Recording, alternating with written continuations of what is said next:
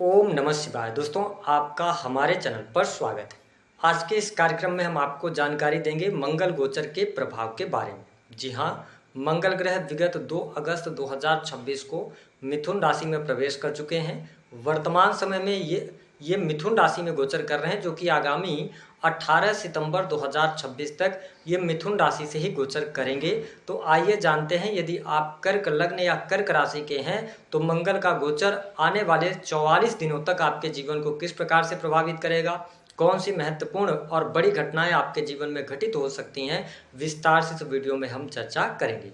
देखिए, हमारे ज्योतिष शास्त्र में मंगल ग्रह की जब हम बात करते हैं तो इन्हें सेना, पुलिस, आर्मी, शक्ति, साहस, पराक्रम, ऊर्जा, छोटे भाई बहन, जमीन जायदाद, वाद विवाद, लड़ाई झगड़े, साथ ही इलेक्ट्रिकल, इलेक्ट्रॉनिक, शरीर में पाए जाने वाला ब्लड, चोट चपेट, दुर्घटनाएं, भूकंप, आगजनी, इन सभी चीजों का इनको कारकत्व प्राप्त है। ऐसे में मंगल का गोचर वर्तमान समय में कर्क राशि वालों आपकी राशि से 12वें भाव से हो रहा है। देखिए, गोचर में अगर हम बात करें तो मांगलिक नहीं लिया जाता, लेकिन जब मंगल ग्रह 12वें भाव से गोचर कर रहे हैं तो प्रभाव तो ये अपना दिखाएंगे। मंगल आपके 5वें भाव, जो कि संतान, शिक्षा, प्रेम संबंध का होता है, वही दशम के स्वामी होकर, यानी कि जो आपका कार्य क्षेत्र होता है, आपका कर्म स्थान होता है, 10th हाउस के लॉर्ड होकर 12वें भाव से गोचर कर रहे हैं। ऐसी स्थिति में जो सबसे पहला बड़ा बदलाव आपको देखने को मिलेगा तो आपके कार्य क्षेत्र में इस समय अवधि के दौरान परिवर्तन हो सकता है। अगर आप सरकारी क्षेत्र के अंदर कार्यरत हैं तो सरकारी क्षेत्र में आपका स्थानांतरण की संभावना यहाँ पर बनती हैं। आपका एक जगह से दूसरे जगह स्थानांतरण हो सकता है। वही जो लोग प्राइवेट सेक्टर में नौकरी पेशा जीवन के अंदर हैं तो 15 अगस्त से लेकर 15 सितंबर तक थोड़ा सा नौकरी पेशा जीवन में भी आपको प्रॉब्लम्स का सामना करना पड़ सकता है। अगर आप सेना, पुलिस, आर्मी या मेडिकल लाइन से जुड़े हैं तो इस समय अवधि के दौरान लाभ की प्राप्ति तो होगी, लेकिन अगर किसी भी प्रकार से आप कोई गलती किए हुए हैं पिछले समय में तो कहीं ना कहीं से सूर्य का ग्रहण भी लग रहा है, तो यहाँ पे आपको नुकसान हो सकता है। हालांकि मंगल के 12वें भाव में गोचर करने की वजह से इमोशनल फूल होने से आपको बचना होगा। इस समय अवधि के दौरान कुछ लोग आपके संपर्क में आ सकते हैं या आपके आसपास के लोग रहेंगे जो इमोशनली आपको बेवकूफ़ बनाने की कोशिश करेंगे।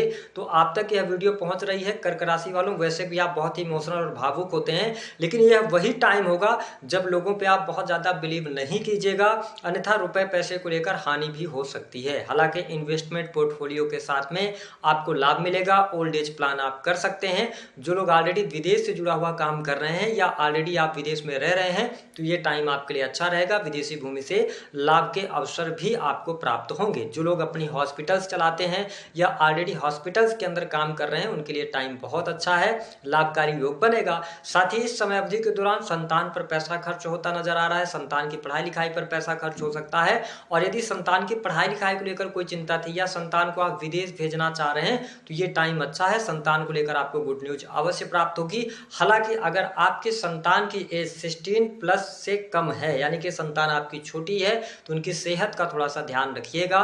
उनकी सेहत को लेकर थोड़ी सी परेशानी हो सकती है, लेकिन अगर 16+ है तो उनकी सेहत अच्छी रहने वाली है, वहां पर कोई बहुत ज्यादा नेगेटिव स्थिति नहीं बनेगी। इस समय अवधि के दौरान आकस्मिक खर्च का भी योग दिखाई देता है, यानी कि खर्चा होगा, इलेक्ट्रिकल इलेक्ट्रॉनिक्स की चीजों पर पैसा खर्च होता नजर आएगा। हेल्थ वाइज अगर देखा जाए तो समय काफी अच्छा रहेगा। स्वास्थ्य आपका बढ़िया रहने वाला है। स्वास्थ्य संबंधित कोई तकलीफ परेशानी यहाँ पर दिखाई नहीं देती।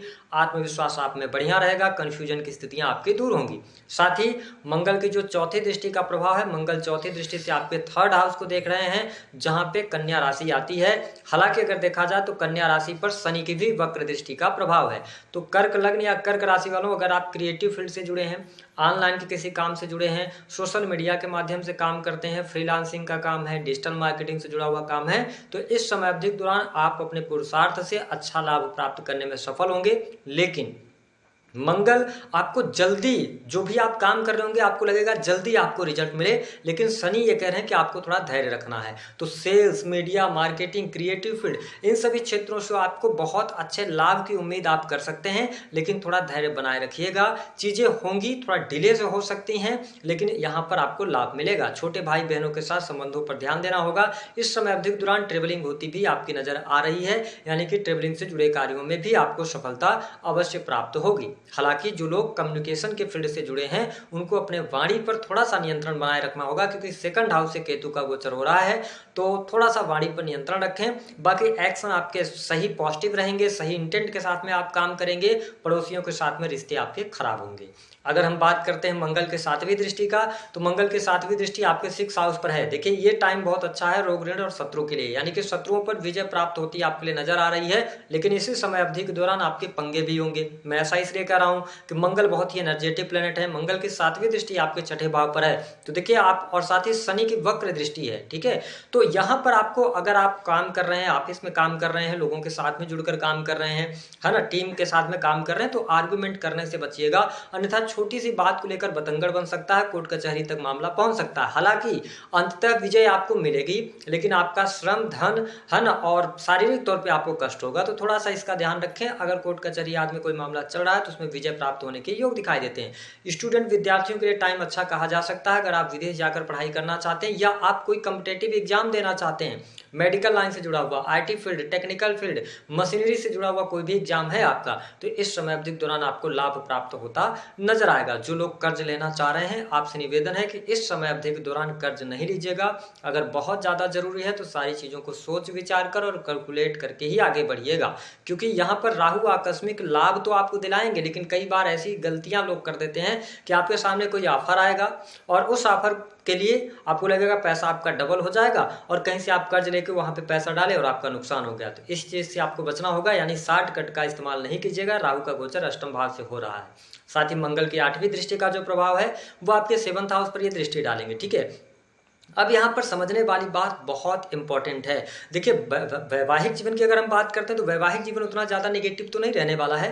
वैवाहिक जीवन की स्थिति आपके लिए ठीक रहेगी, लेकिन शुक्र पर मंगल की दृष्टि है। ऐसी स्थिति में जब कुंडली में शुक्र पीड़ित होते हैं, ठीक है, और 12th हाउस के अंदर मंगल गोचर करते हैं, तो एक्स्ट्रा मैरिटल अफेयर के चांसेस बनते हैं, क्योंकि राहु भी 8th हाउस में है। 8th हाउस गुप्त संबंधों का है, तो आपसे निवेदन है कि एक्स्ट्रा मैरिटल अफेयर वगैरह से बचिएगा। बाकी वैवाहिक जीवन की स्थिति मुझे ठीक दिखाई देती है, दाम्पत्य जीवन आपका अच्छा रहेगा। लेकिन अगर आप हमारे वीडियोज देखते हैं तो मैं ये कहूंगा कि अब आपके लाइफ में 11 दिसंबर 2026 के बाद, यानी 5 दिसंबर के बाद राहु का मूवमेंट 7th हाउस में होगा। तो मैं आपसे ये निवेदन करूंगा कि शनि भी वक्री है, तो अगर मैरिटल लाइफ में कोई दिक्कत है, कोई मिसअंडरस्टैंडिंग है, तो पति पत्नी मिलकर सुलझाने का प्रयास करेंगे तो अच्छा रहेगा।